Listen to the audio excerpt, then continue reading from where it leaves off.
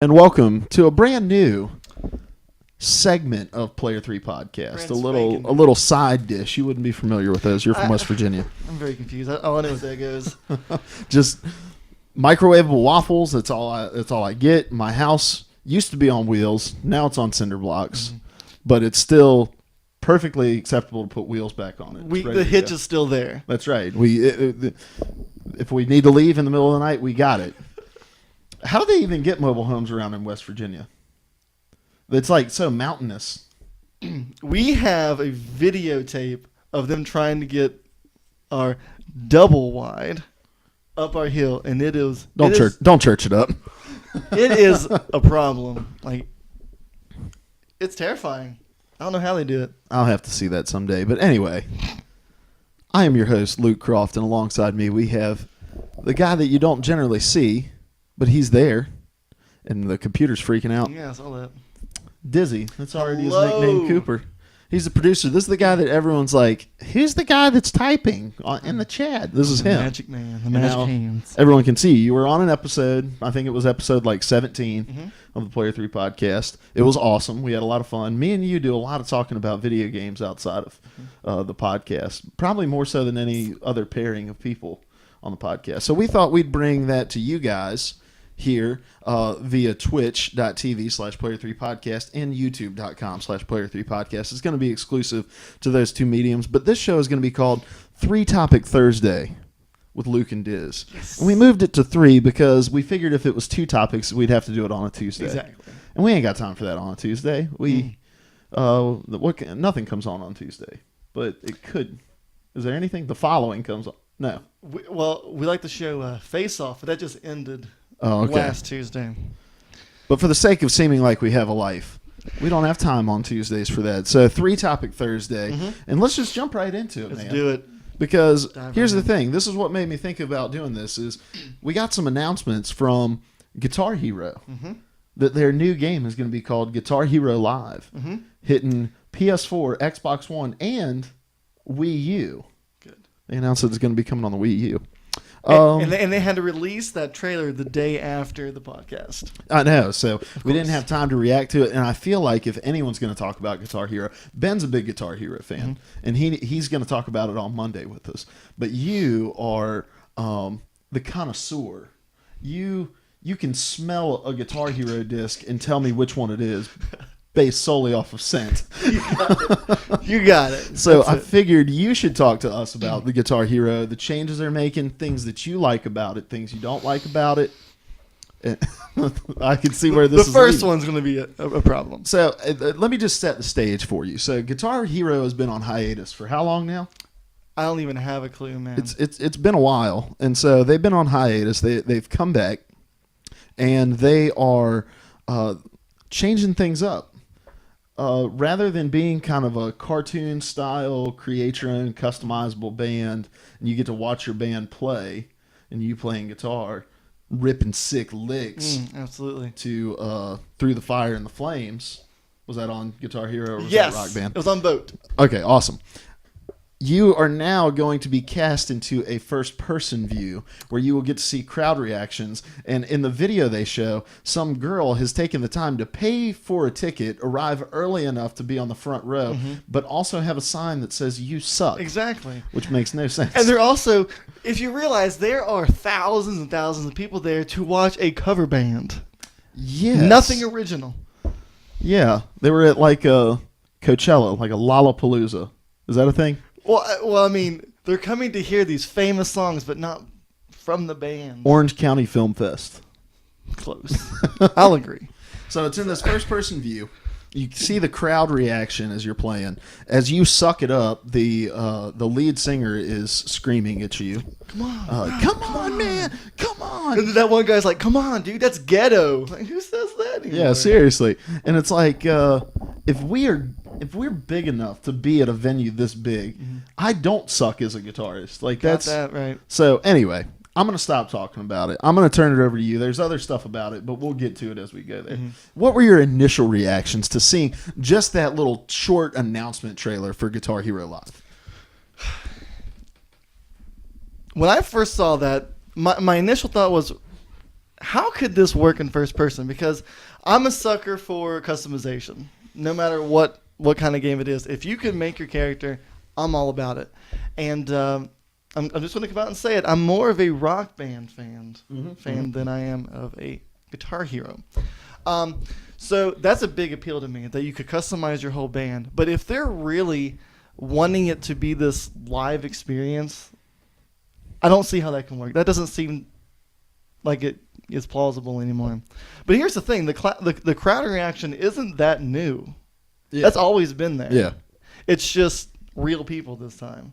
Now, I don't see how that's extremely innovative. In fact, that seems more of a development time waster, that you have to film all these people reacting differently to different songs.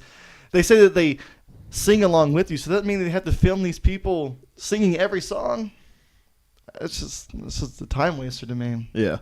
Well, and there have been games that have implemented like live action video into them. And, a lot of times when you talk about video game development and graphics, you talk about suspension of reality and like that uncanny valley kind of thing. Yes. And almost to an extent, take NHL 15, for example, the EA Sports title. They included some live action shots of the two guys that are commentating, where before the game, it'll show them in front of the computer generated crowd and talking, but it kind of sticks out like a sore thumb. Like if I'm playing a video game, I want to be able to at least tell a little bit that I'm playing a video game. And live action video, it just almost seems like they just kind of, especially in that trailer, like they took this video and then they just slapped their CG guitar, the thing that tells you what buttons to press over top of it. And Absolutely. so you kind of lose the immersion that you receive when kind of everything in the game follows the art style that the former Guitar Heroes did. Now, it's actually a two-sided game. One half of it is the live, where you play in front of the crowd, but the other half of it is I guess it's the marketplace. What I assume is that the game is going to come with all these preloaded songs, all these preloaded reactions, and then this other half is where you will download the new stuff. And what it is that it's the actual music video in the background. Yeah. That's a little more interesting to me. See, to me, that seems kind of lazy. It's like here's the work that this artist has put into it. We're already taking their work because we're taking the song, but now we're taking the work of the producer of this music video and everything, and it's basically going to become a Vivo of video games. But that's fine, because like we don't have a channel anymore except like Fuse that shows music videos. So the only MTV, place... man, MTV, don't they show music? Oh gosh, videos? yeah, like in between Teen Mom and Teen Mom 2. I still refuse to enter into this decade. Gosh. You're a fan of the early 90s MTV? No, like the late 90s, early 2000s, the Carson Daly TRL, oh yes, TRL era. That's true. Yeah, that's me. But we're now consuming most of our music videos. Oh, that was you. Most of our music videos on YouTube. Let me just mention this before we stray too far away from MTV. There was a summer where Nookie was number one from Limp Bizkit for like 4 months straight. So let's not talk about the glory days of MTV that much, because Limp Bizkit stayed in the top of the charts for weeks on end. Continue. I'm sorry, I didn't mean to interrupt you. I don't want to talk about the glory years of MTV and leave out that Limp Bizkit was super popular at one point. Yes. But that's our fault for voting for them in TRL. It was so catchy, and nobody knew what Nookie was. We just want that cookie, all right? Yeah, that's why I voted for it. I love cookies. Give me an Oreo. Give me a Chips Ahoy. I was a fan, but I was a child. We were once children. Right. But I mean, people are still putting a lot of money into music videos. Like M83 are doing amazing videos, but it's usually just for the YouTube format. So I think it's really good for publicity. It makes making videos financially worth it, because more people are consuming it now. Well, and they're not only consuming it, but they're paying to consume for it. Because it's not like they're just going to give you these songs for free. You're going to have to buy packs or individual songs. So I can see that to an extent. But I guess what it is for me is it's so far removed from what Guitar Hero was, and that's difficult. That's not the thing that's most far removed. It's the buttons that's the most far removed. Let's move on to the controller. Let's talk about the controller for a minute. So they've done an update to the controller, and essentially it's 2 strings, 3 frets. I'm thinking of it like a guitar. Yeah, I mean, yeah. So you've got the top string, which are the buttons are black, right, or white. Well, it's going to be essentially 3 strings with 2 buttons. So I guess it would be what, 3 by 2. Yeah. 2 2 2. Yeah. And the ones that are going to be closest to your face are going to be black, Mm-hmm. and the ones that are closest to your hand are going to be white. So essentially, you're no longer hitting blue, green, orange. You're hitting white 1, black 2, white 3, black 1. And the reason why they did that, or is what they said, was they wanted to make it feel like you're actually making power chords. Yeah, it is. Both of us are guitar. Well, I play guitar. You are a guitar player. You're welcome, buddy. And when I saw the design of it, at first it was like, it's like anything that's different, and you're like, I don't know about that. But it really is truer to life, in the sense of you're having to worry about finger positioning, top and bottom, and down the neck, and so that's a little more realistic. So I don't mind that so much. Well, you made a great point yesterday that I have to refute. You said it's more like playing guitar, and that's absolutely right. But you're staying down on the 3 frets. That's more of a rhythm guitar thing. You don't. No one's like, I want Guitar Hero to play rhythm. No, you do it for the lead. Yeah. So when you're doing all these crazy scales and all these crazy leads that we're used to, it's all going to still contain right here, and that's just so weird to me. I mean, there's just something about going up and down the neck that actually makes it seem that you're playing a lead. And I imagine as they move on and as they develop the peripherals for it more and more, we'll probably see some more of that kind of stuff where you'll be able to, Guitar Hero was the one that had the tap bar. Yes, it on did. It, right? Mm-hmm. And so I imagine they'll probably move to where there will be some sort of sensor down the neck to get you wailing on that thing. Add a whammy bar, make it so that you can smash it on the ground and then assemble it back together afterwards. You just don't need to hit it all that hard. But yeah. But the thing about the tap bar is that you didn't even have to click. Yeah. I don't know what...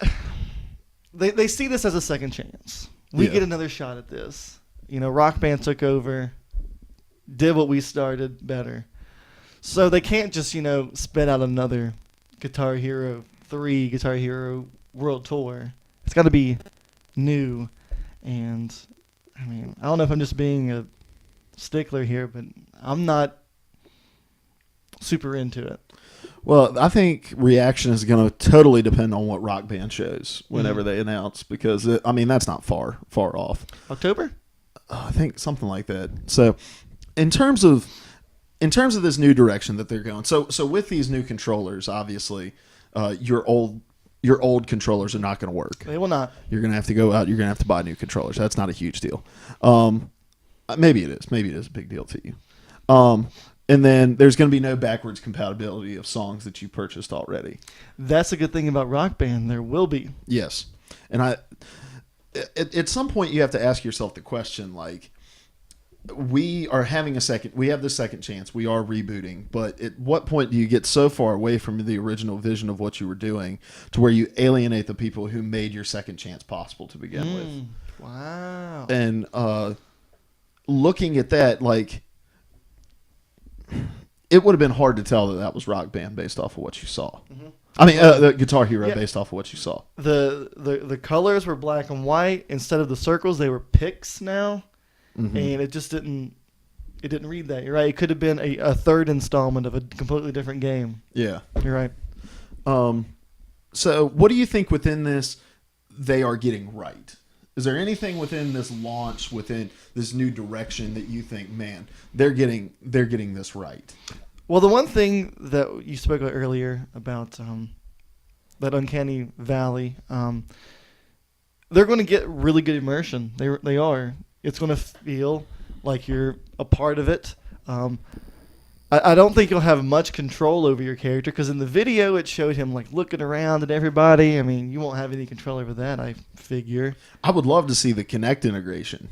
I mean, you turn, you see your bass player. Yeah, that's yeah, wild. I don't know if that's going to happen, but I mean, it's happened before. There's been head tracking in other games and movement tracking in other games, and so that would add to it a little bit if I can, spin a little to the right and see what's going on over here, spin to the left, and I see the roadie over there like holding my other two guitars, and he doesn't know which one he's supposed to give me on the next song, and like you flip them off because yeah. You see how huge the show is? But here's the thing, though. Oh, I just got this. If it's first person and you're seeing the crowd, you're seeing your band members, when someone else is playing an instrument, what are they seeing? Is it still going to be from my eyes? Is it going to be slit into different places to where like you're seeing what the drummer's seeing, you're seeing what the bassist is seeing? Is there going to be 2-player battle mode? Have they announced 2-player battle mode? They haven't, but that's the one thing that still keeps me going back to Guitar Hero because Rock Band didn't do that. Well, and was Rock Band so successful that that Guitar Hero looks and they're like, well, Rock Band was successful without something like that, so we don't necessarily have to add anything like that. Because that's a great question. And on the music videos, it doesn't matter how many things you have on there, but maybe the only time you see the crowd is if you're doing like a career mode. Or what if like it's just an automatic single player career mode? I mean, that'd be acceptable. Yeah. I don't imagine them straying away from like a battle mode of some kind. If they want to stick true to the name, I mean, Rock Band, that's everybody. But Guitar Hero, I'll be fine. It's just a single guitar playthrough. Or if they wanted to stick with the first person thing, they have two guitars standing on stage and you play segments of the song. And so you play a little bit, you play a few bars of it, it goes over to me. And so as you're playing and I'm watching and I can't get the crowd going, but what you're doing is making the crowd go nuts, then... That is how the battle mode worked initially. Like, you'd play a segment and you had the possibility of getting some sort of attack to, like, mess them up. And they would just keep going back and forth. So, yeah, that is what they have in state. It's like some drunk dude runs on the stage and pees on your lead singer. It could be. Could be. Or you break a string and you got to change it real quick. Mm-hmm. That was one of the abilities. You had to, like, tap your buttons to tune it or back. You have just, like, an existential moment where you realize, like, what am I doing in life? And, like, you just blankly stare and forget where you're at. There was one. I think it was. Never mind. It was Rock Band. It had a specific guitar that had a toggle switch, like a normal Strat would, and it would change the effect that you're using during a solo. Whether you can put like a phaser or a chorus or delay on it, get some heavy reverb. That would be very interesting. But I don't know how that would work out unless the peripheral allowed it. But we're just speculating. That's pretty much all we can do. Which is what makes it so fun in the beginning stages of a reboot game like this, where we kind of have a benchmark of what that game looks like in general, but we see that they're taking it in a totally different direction. Let me answer my own question first and what I think they're getting right. I love the idea of making this a platform that you're just continually updating, adding stuff to, because if you're just doing DLC based on music videos that are releasing, you're not having to put out a new disc every 2 years or every year or so, and you can become successful because $60 of investment at one time feels much worse than $1.30 every couple days, But they could really, shoot themselves with that, because that's what Rock Band did. It had an amazing marketplace. Thousands and thousands of songs, but when you look at those songs, there's nothing recognizable. Yeah. Nothing that really makes you want to go, oh, yes, that song's on here. I mean, they started making full albums. Like, they had, like, Nirvana discography, which is huge. Foo Fighters, I do believe. But this was all at the very end of its life. The marketplace inevitably stopped updating for a while. And I guess that's when they announced the new installment, is when they started bringing songs back, which they started with Weezer, which was a good one, and Tenacious D, that was a good choice. But they need to be really smart about it. Now, correct me if I'm wrong. Was it them or was it Rock Band that had kind of a marketplace where people could create different songs? Not necessarily, you couldn't base them off of the actual recording of the song, but how did that work? And was that Guitar Hero? That was Guitar Hero. Wasn't worth it. Okay. Because people would just get on there and go, and trying to make the hardest song possible just to do it. Yeah, and it was like Simon and Garfunkel. Well, that's the thing. You didn't even get the song behind it. It was just the and then you like change the Oh, key. okay. It wasn't even real things. But that was the beginning stages of the DLC idea. One of the other things I was going to ask, and then we'll move on to topic 2. And this can be either for Rock Band or Guitar Hero. You were talking about the little toggle switch that changes effects. That got me thinking of a cool peripheral would be if they sold like a pedal board of some sort that you stomped as you played, because that's the coolest. You look so cool when you're like tapping your pedals up there, and then you start wailing into your solo, and that's what Guitar Hero and Rock Band are all about. It's making you feel like you're as awesome as the people you see on stage playing music. So that would be a peripheral I would like to see included. Would be like an on floor stomp pedal board. Valid point, because when you go into your star power, when you do this, they want it to be like that moment where you're just rocking, you're just killing it. Mm-hmm. What gets me in that mood is when it's getting up to that moment and I hit the distortion pedal and we're going. That should be triggered. That should trigger the star power. Yeah, stomping on that MXR or something. Yeah, that would be cool. Well, and what are some other peripherals, either in Rock Band or Guitar Hero, that you think would be cool additions that would add to that immersion? Biggest guitar, tiny speaker. You got this giant guitar, and then you're like, hold on, guys, I'm not loud enough. And you pick it up, and you're like turning your tiny knobs. Perfect. I mean, they tried to expand it with the keyboard, which you can now get at like GameStop for the PS3 for $20. Right. Initially it was 80 or something. But what could they do to make it go further? A double neck guitar. Ooh, like a Jimmy Page specific. Yeah, they got the SG. That's right. And it's got like a sitar on the. It's a 3-neck guitar. You got your electric, then you got your electric and open E, and then you've got a sitar down on the bottom that you like your. Yeah. And it's just in like some horrible super flat tuning that you play it in, and yes. You can do that brand new song from Daisy. That's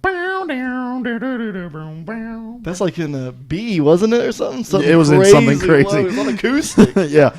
What if? That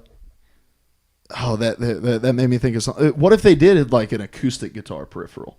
And it was like, and instead of being at a huge concert, you were just at like a college campus with these two real weird hippie girls. But the buttons would be the same. It would just be a different shape, right?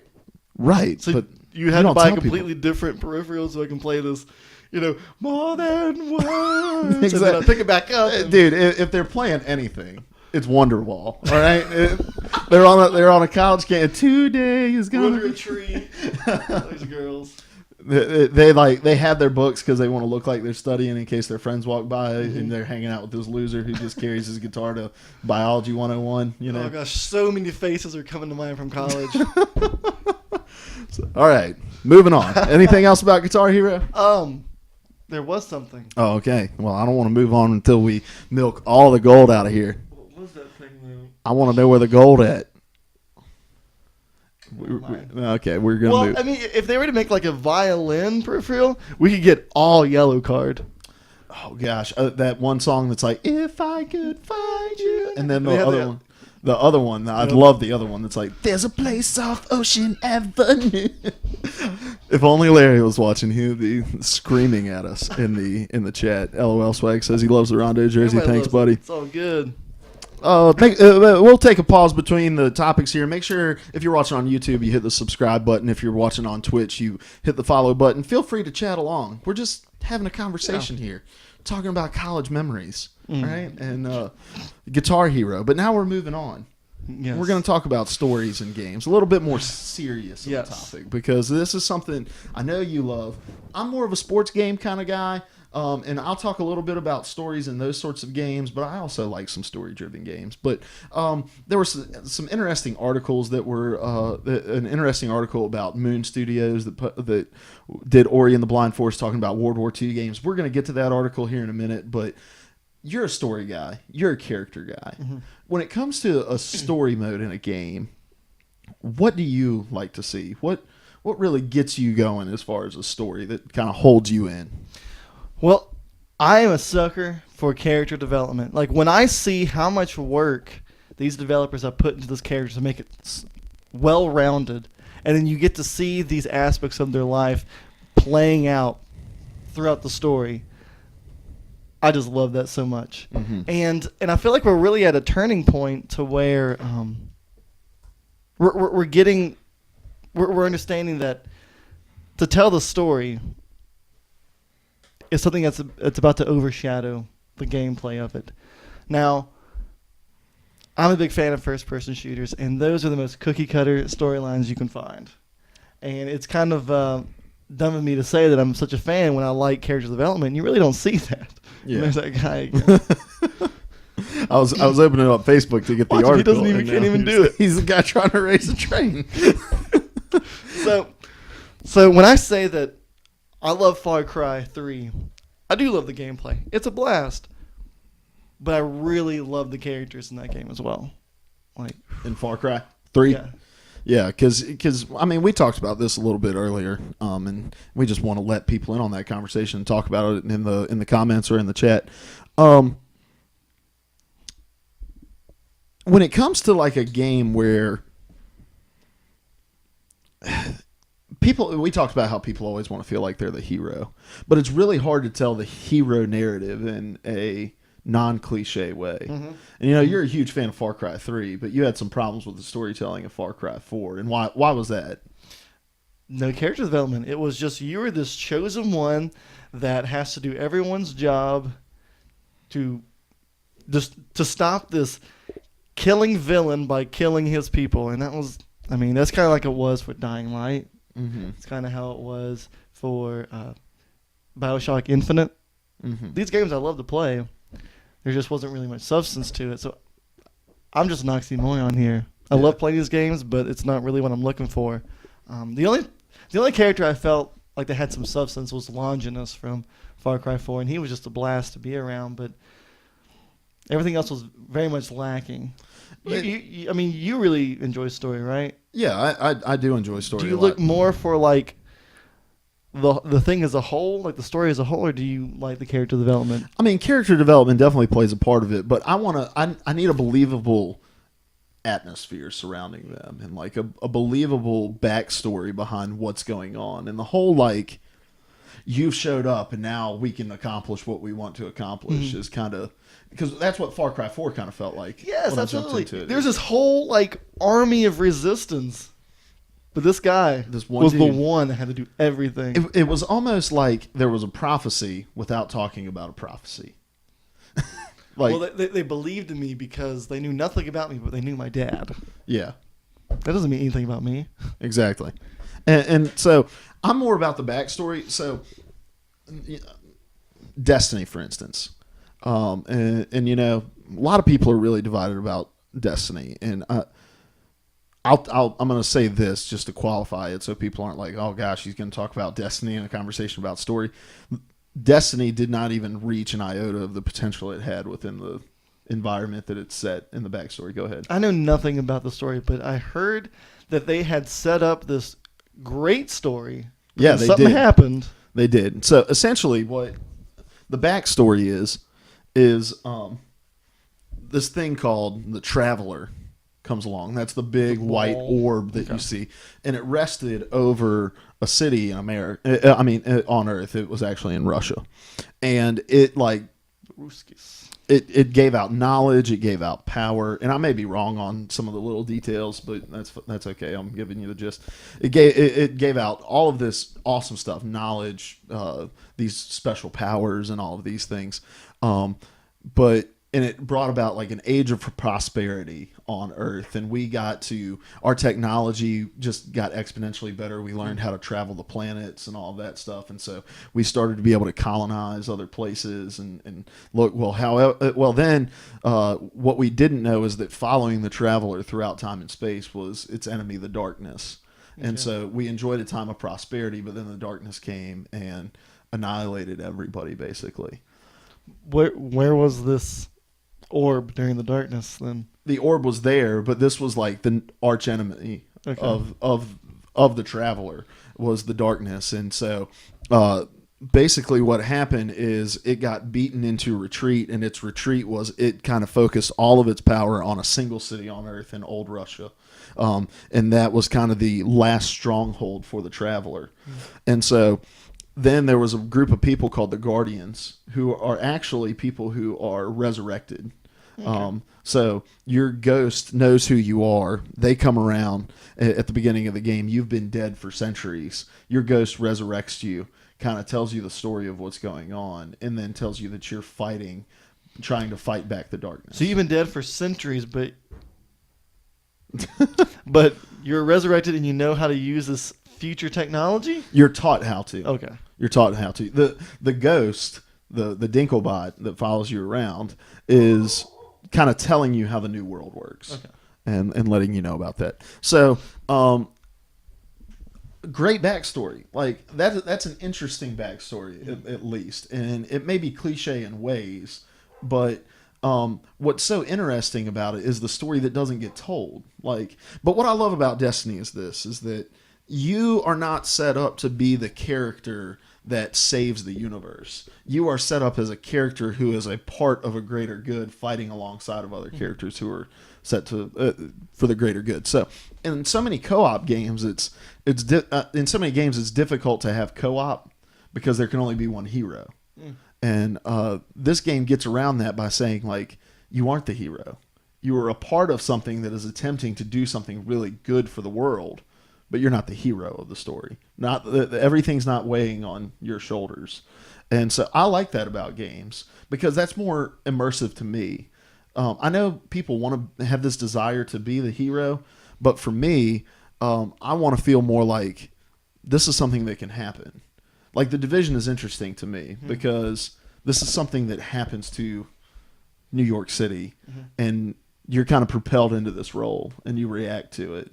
It's not that you come in with the thought that you're going to save the day, save the city. No, you're just doing what you can. And that's kind of how life works. Absolutely. Very few times are you going to be able to be the hero. But the interesting thing, and I'm just going to mention this really quickly, and the thing that's cool about the story is for Destiny is there are a lot of possibilities. First of all, there's some speculation that the Traveler is actually extremely evil, and that what it was trying to do was draw the darkness to the earth to get it to consume the earth, because. So it teaching you all this futuristic things and knowledge was just a play kind of thing? Yeah, because it obviously didn't teach you enough to save your world when this enemy that it knew it had came. But the thing that makes that believable is the fact I've been dead for centuries.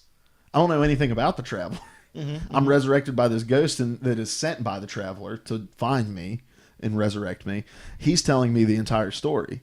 The story only comes through the Traveler and through a couple, other characters who are linked very tightly with the Traveler. Interesting. Okay. And so he could be lying to you the whole time. And so, but they don't ever pursue that. They haven't yet, at least. And so, there's possibilities. But anyway, so for me, it's not so much about characters as it is about the backstory of the world that I'm existing in. Okay. So, I mean, when you talk about that, I'm sure the first thing that comes to your mind is that Last of Us? Oh, yeah. There you go. Yeah. Yeah, The Last of Us is definitely the pinnacle of storytelling for me because... and this is just going to be spoilery. The game's been out for a long time. If you haven't played it, just skip ahead a few minutes till I'm not talking about it anymore. The decision that Joel makes at the end could either be of great consequence to people, or it can be of no consequence at all. It may not matter at all. And that's how life works. There are things that happen in life that may affect you, but may not affect anybody else in the universe. And not everything rested on Joel's shoulders to save the world. There were times where he thought it did, but ultimately it didn't. And if you go throughout the game, really, the situation that he was propelled in is a situation that had played out several times before and didn't work. And so the story is a story of survival, which is a goal that all of us have. Not to save the earth, which I've never had that goal. I've never had that. Like the story is a story of survival, and it is a story of regaining the ability to have relationship with people and to love like he loved Ellie. And that affects me because it's like I don't believe the zombie apocalypse is going to happen as much as we like to joke that it will. However, I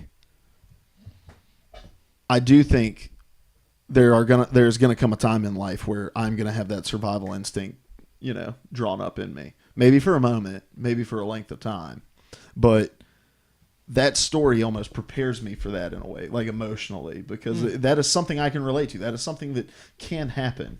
That I'm gonna be thrown into something that is much bigger than me. That really the only thing I can affect is whether or not I make it through it.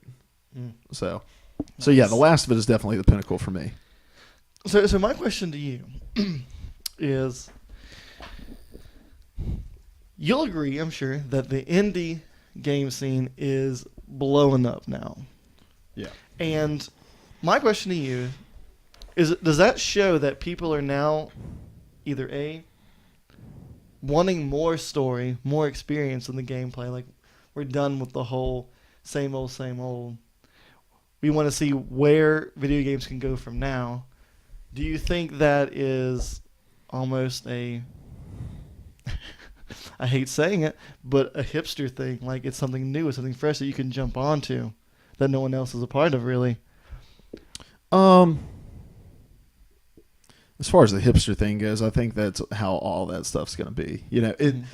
The style of indie games, a lot of indie games, and that 2D style, that old school style makes it feel like you're listening to a record on vinyl, and so I think people take pride in like, if it's an indie game, I love it, and there are indie games I've liked and there are indie games that I don't like, but I think there's two things that gamers are desiring that it's really hard to find in the AAA space.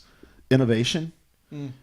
It is difficult to take risks on a game when you've got a multi-million-dollar budget on that game. Like, you've got to stick with the things that work in order to make your money back. And yeah, you can add a feature or two here and there, but you're not going to be able to innovate completely in a game because people have expectations. Because most AAA games are games that a lot of people are like, I buy 3 games a year.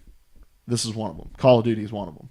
And so if Call of Duty deviates from what made Call of Duty successful, they're alienating those people who are like, I buy 3 games a year and one of them's Call of Duty. So innovation, I think, is one of those places. I'm very scared of this scene. I'm very scared of it because it's a safety net. I know that when I see the new Call of Duty and it's $60, I'm like, I know what I'm going to get. I'm going to enjoy it because it's the kind of stuff I like. But when I find something very intriguing, like the War of Ours, This War of Mine, and I see that it's $20, I'm like, oh my gosh, that's so expensive because I don't know anything about it. I don't know if I'm going to like it. It's just so different. Mm-hmm. It's a completely different scale. I'm terrified of it. It's easier on the indies in the indie space, and it's more difficult in the indie space. It's easier in the sense of you're not being asked for a $60 investment. It's more difficult because there's no option to get rid of that game and recoup any of your money if it doesn't pan out. Like, you bought Sunset Overdrive, paid $45 for it, whatever. Discovered it wasn't really your thing, and you can recoup some of that money back from it. But when you trade it in, how much money are you going to get back for it? $20? 17 maybe. $17. So you bought it for 45, traded in for 17. You're out $28. So you're out a similar amount that you would be if you paid $20 for this War Mine and didn't like it. So it's hard to think of it in those terms. And And I think right now we live in a place where everybody's got an opinion on games. I mean, we're sitting here on Twitch talking about games. We got a YouTube channel. We got a podcast. We talk about games all the time. And we're not alone in this space. Like, people are giving their opinion. So it's like, okay, I like this war of mine. This war of mine intrigues me. I can go and read up 1,000 people's opinions on this war of mine and it'd be okay. Like, we're in the most non-threatening investment time of games, because it's like the only reason you can be out money is if you just completely disagree with everything you've ever read, or if you just jump the gun and buy stuff without being educated about it. But yeah, so I think the first thing is it adds innovation.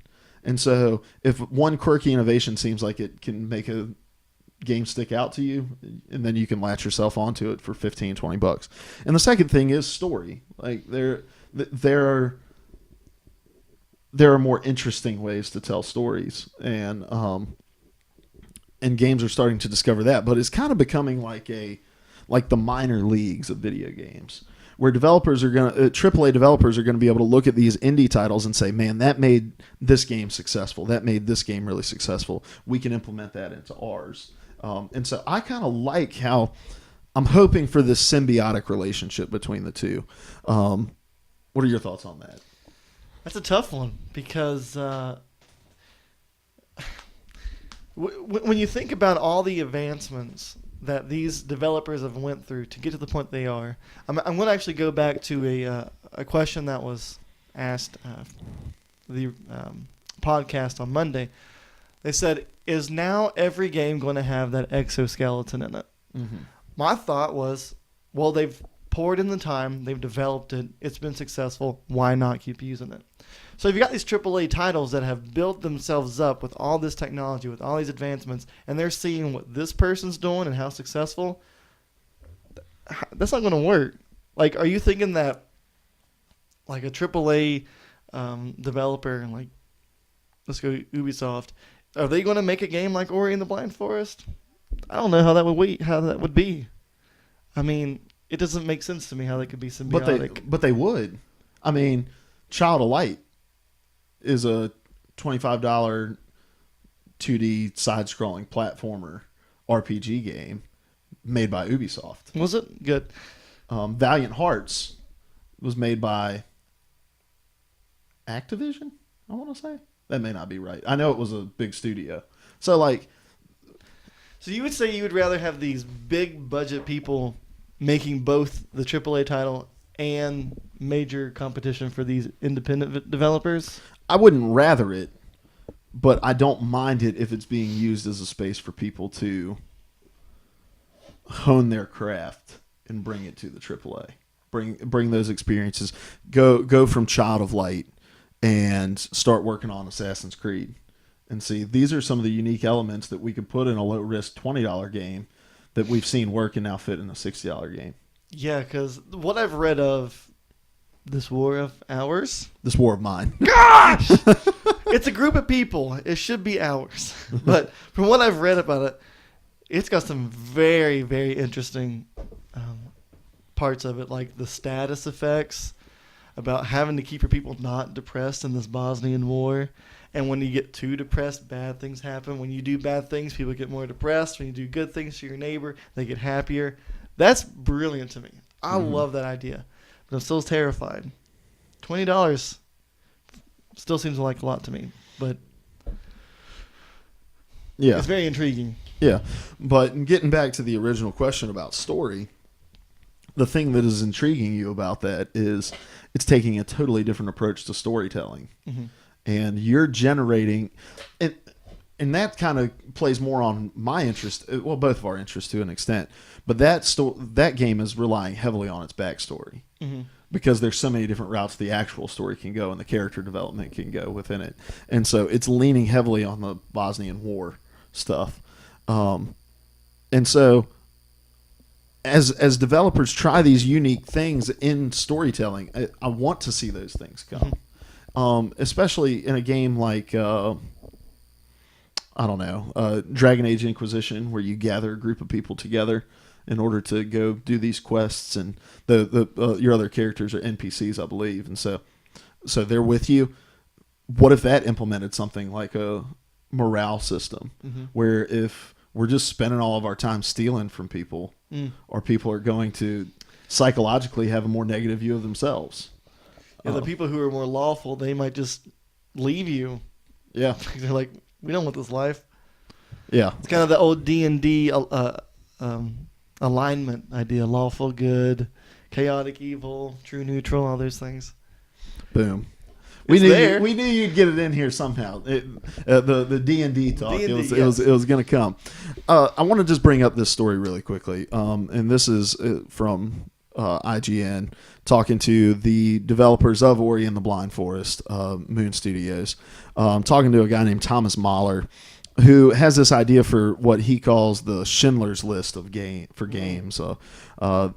He wants to take the World War II scene and tell a story that I believe is rooted in Auschwitz. Yeah, Project Memoir, an interactive documentary, will follow the story of Rudolf Verba, a real-life escapee of Auschwitz from 1944. But basically, the premise of this article is that there is a whole segment of history that we have only taken one narrow road down, and that is World War II, shoot Nazis. Shoot Nazis, get to Hitler, shoot Nazis, get to Hitler. Like, that's all it says. And he says, quote, there are so many World War II games coming out, which I'm not really positive if that's true. And every single one misses the boat on the really interesting things you can tell here. Super fascinating things in terms of human psychology, the history of mankind, and so on, said Mahler. And every single game was just about, well, shoot some Nazis. It's just stupid, end quote. So, I think this is a great idea. Like, this war of mine is intriguing. I am not in the military. I am not a soldier. I am not going to be sent to, sweep caves out or infiltrate a Russian terrorist group or anything like that. But there is a possibility that one day I live in a time where the country might be war-torn. Things like that. It's a far-fetched possibility, but it could. It's like I can relate to that story more. And the stories we like to hear in real life are stories that we connect to more. I mean, some people read fantasy and those sorts of things, but like, we love seeing the 13 seed in the NCAA tournament make a run at it, because it's like we can relate to these dudes who are never going to play in the NBA because I'm never going to play in the NBA. And we want to relate to those stories. And so these stories of human survival, of the power of the human will, are things that we can really connect with. What do you think of this quote? To me, it's a coin. I love the side that brings these things to light. Being in America, there's a lot of things that happen around the world that are huge, that are impactful, that we just don't hear about. So the fact that this one game we were talking about was the Bosnian War, and this being in Auschwitz, that's amazing to me. That's bringing reality to everyone. It's also something we've never experienced, having to be a prisoner in a concentration camp. Who would ever thought to do that? Yeah. But the other side is kind of a more negative thing. I'm sure there's a lot of people that see video games as an escape, from their daily life, from whatever is an issue. And to bring such reality, to bring such truth, to bring such horrible human history into a new format that you experience, how successful can that be? Mm-hmm. Well, and I think for the very first time we are in an era of video games where it is possible. It's taken video games the better part of 30 years to become a serious medium of telling stories and to be respected in other areas of media. It used to be film and television shows laughed at video games because they couldn't do what they were doing.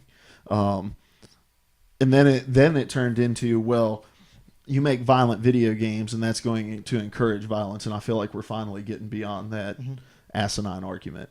And so we're moving into an era of video games where they are partnering alongside of film franchises, alongside of television franchises, book series, and becoming serious players in telling these stories. And so try to make a game about Auschwitz in 2005, people are going to laugh at you. Try to make that game 15 years ago. Try to make it in 2000 and 1999 when video games were about jumping on things' heads, or like you couldn't tell serious stories, and really the only serious story games that were going around were military shooters, which weren't all that serious, Rainbow Six, stuff like that, or horror games, like Silent Hill. And to be able to take these true to life stories and try to bring them to life and tell a story, I don't think we've ever been in a time in a time better than now to tell those stories. You can't tell a story about Auschwitz in 2000 in a video game. You gotta leave that up to super talented filmmakers. But now we've got people who are film caliber storytellers working in the video game industry, and so I think it's possible now. Just wondering what that would be like, man. My mind just goes all over the place. I mean, I know in this article he references the Telltale series, where it's a lot of decision-based stuff and in building tension. As much as I don't like the fact that Telltale was brought into the Borderlands universe, I think they do very well at their storytelling. Like, it gives me freedom to answer what I want, but yet still, it's a linear idea, and the decisions you make here will affect you then. That's why I've had so much fun with The Walking Dead. Yeah. I think that'd be great. And I wouldn't poo-poo too much on the Borderlands stuff. A lot of people have been saying that the Borderlands Telltale game is one of the best Telltale games that's available. Wow. So don't poo-poo. Is it saying that it's just a good Telltale game, or that it actually does justice to the Borderlands No, that universe? it does justice to it. That the humor really stands in line with what Borderlands does. They say it's good stuff. Okay. They say it's good stuff. So, no poo-poo for me. Yeah. Speaking of poo-poo. That was a magnificent transition. Third topic. Here we go. This is going much longer than I thought it would. I'm loving this, though. I'm having a blast. All right. Taco Bell. Speaking of poo-poo, Taco Bell. I'm one of those odd people, dude. Like, Taco Bell doesn't do it to me. Well, I mean, I'm also one of those people that everything does it to me. Like, probably talking about Taco Bell is doing it to you right now. Bubbling. All right, this is from the Huffington Post. Taco Bell is currently on a mission to change breakfast, but the company is about to do a lot more than that, according to an announcement from CEO Brian Niccol. They're going to change the color of your bathroom wallpaper. In a March conversation with National Restaurant News, NRN, which is different than the NRA, Niccol said Taco Bell will begin testing out a delivery service. This is a quote. Even though it's the number one request from consumers, we have to make sure we can give them an experience that's consistent with Taco Bell, and that's what we're working through. We have to figure it out, and I can tell you right now, we don't have it figured out. So they're going to start doing some test deliveries here. That's amazing. Like, Taco Bell comes to your front door, then it goes out your back door. I'm all about that. How long have you been thinking about that? Have you been just jotting those down? Nope. That was just off the cuff. Boom. Love it. Very much. So Taco Bell's going to start delivering. This is fantastic news for me. Not for my wallet. Not for my belt. Or my pants. Or my wardrobe. Or my toilet. All right, that's my last Taco Bell toilet joke here, unless just a golden one comes. We love Taco. Yeah, we love Taco Bell. We love it. All right, just a little story time with Luke. In college, a guy lived across the hall from me named Jacob Savage. Jacob Savage drove a Ford F-150 that became our mobile for eating food in copious amounts. A plethora of food. Like a cornucopia of sorts. 2-3 times a day sometimes. Yeah, sometimes. There was a time I would go by Jacob's room and I would say, "Hey man, did you leave anything in your truck?" And he'd be like, "Oh yeah, let's go get that." And then we go get Taco Bell. We did that 13 days in a row one time. We did fourth meal at Taco Bell. I was much fatter in college than I am now. And that's one of the main reasons for it. So can you imagine? There would not be able to be a Taco Bell that exists around a college campus, or they would have to have you call before a certain time because they're just going to come deliver it all at one time. All right, here's the questions that he's asking. Apparently Starbucks is wanting to do a delivery service as well, which I don't know if I can pay much more than $5.50 for a cup of coffee. Says, how long can ground beef sit on Nacho Bel Grande before the tortilla chips turn soggy? Oh man, are we assuming that the tortilla chips are real? They are real. Are they real? Don't- I've never had them. Don't crap on Taco No Bell. poo poo. Do not poo-poo on Taco Bell, right? All right, they use the finest farm fresh ingredients. All right, they have that chef that makes your cantina bowl for you. That's what the bits of sand in the meat. She works at all the Taco Bells making your food for you. All right. So how long do you think it can sit on a Nacho Bel Grande? Assuming the density. Actually, I'm going to say quite a bit of time. I'm going to say at least almost 10 minutes. I'm going to go that far. I've ordered the Nacho Bel Grande a couple dozen times in my life, and I can't tell you if I've ever really gotten like a disgustingly soggy Yeah. chip, like a holy crap that's stale kind of chip. Mm-hmm. And I don't think I've ever gotten that. I'm also a pretty quick eater though. So that all right, let's see what the go ahead. How many drivers will they have to have? Like you're dedicated. Okay, when it comes to pizza, I mean, they have like what 3 drivers. Mm-hmm. But when you have something like Taco Bell that serves hundreds of people, like one could serve hundreds of people in an hour, Mm-hmm. that would take a ton of drivers. Considering they're just delivering, they would have to deliver multiple Yeah. bags at a time. There's no way that could be gas minded or mileage minded or time mind or Well, what I'm going to assume is that the testing is going to take place in major metropolises where a Taco Bell serves a few blocks of people. And so here's the thing, though, man, about this service.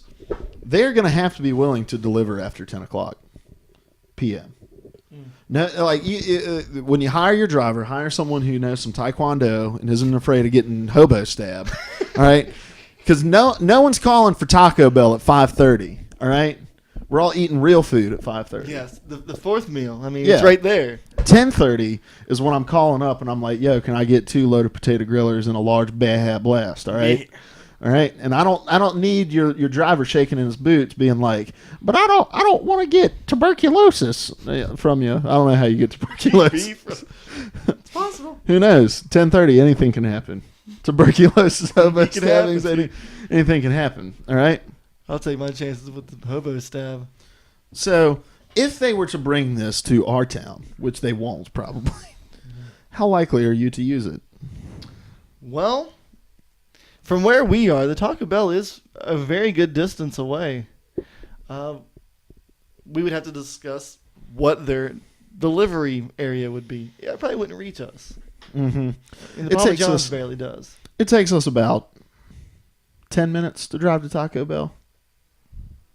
And when I go to Take Taco that Bell, shortcut. yeah, when I drive to Taco Bell, there are rarely times where I get it to go. Because once I get it back here, all the flavors are kind of melding together. There's nothing too distinct, you know. It's all just one big gelatinous ball of cholesterol. And I want it there when the cholesterol is going in fresh. You know? It's a less likelihood of sticking to the lining of my heart. You said no more. It's fine. Poo-poo I said jokes. I was making no Okay. more poo-poo jokes. You got this. There's a positive. At least I'll be in my home when it hits. That is very true. There is no better throne than your throne, the throne that you have broken in. And the thing is, man, I'm hover toileting over a Taco Bell toilet. There is no telling how much TB. TV there's just smeared all over that. I would rather rub a taco on my own toilet and eat it than sit on a Taco Bell toilet. So you're saying that you clean your toilet more than Taco Bell does? No. But you know that many more butts has been on that one. Yes, I get that. Exactly. And you don't know how much or many kinds of tuberculosis those people might have. Could be hundreds of kinds. Hundreds. Hundreds. Literally dozens. I feel like you were about to say something profound. It was still on toilet, so let's go back to Taco Bell. Okay, well, let me just ask you this question. Please. And then we're going to wrap it up because I think my wife's getting hungry, and we are at an hour for this Oh, episode. nice. So, what other restaurants would you be interested in seeing deliver to your door? Well, I mean, You have to have the given of Chick-fil-A. But I would want something different. Something. Does it have to be fast food? No, it can be whatever. Oh my goodness. Whatever. Here's the thing about Chick-fil-A, though. I would want them, if they had a call-in delivery service, that when I call on Sunday, it's just something that picks up and it's like, you did it again, huh?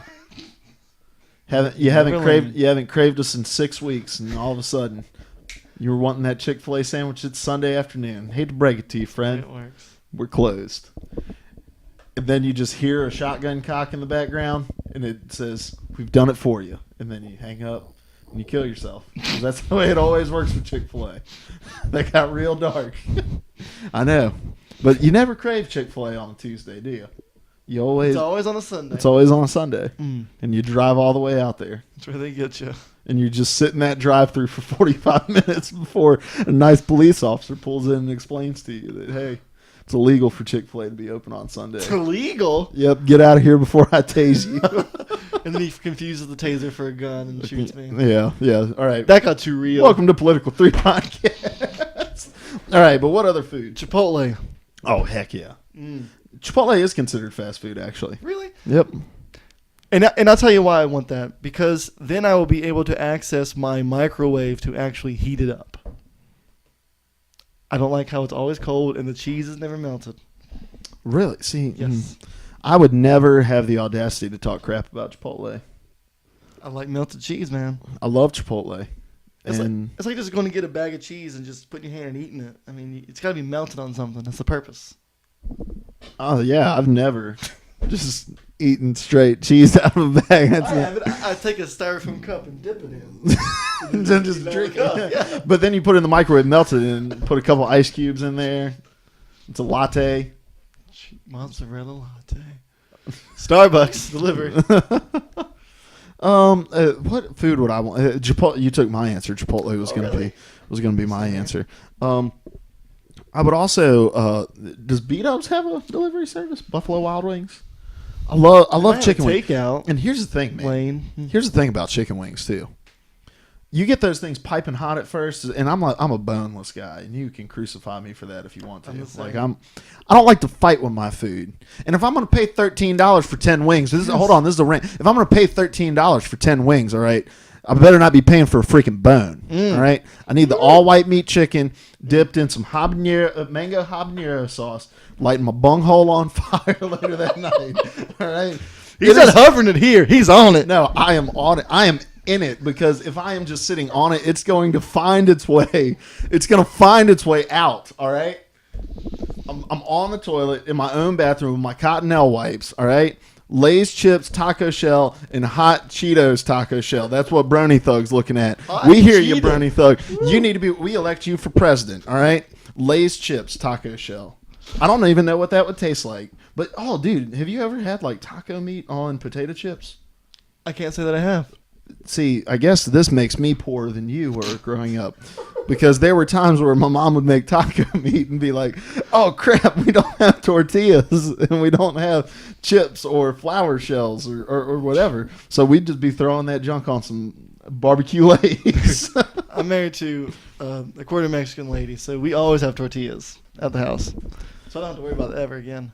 So, anyway, B-Dubs, that would be me. That would be me. But I hear you, man. Boneless all the way. Because, like, you never get every little bit off the bone. And then every now and then you get that weird one that's got like that nub of like really chewy, nasty crap on the end of it. And that rips off with all the other meat that you're eating. And it's like you bite into it and it's horrific.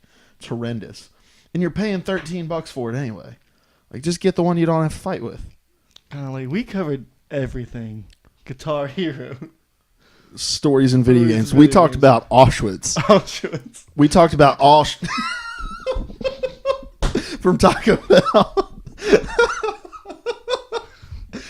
We've talked about everything. We have covered it all.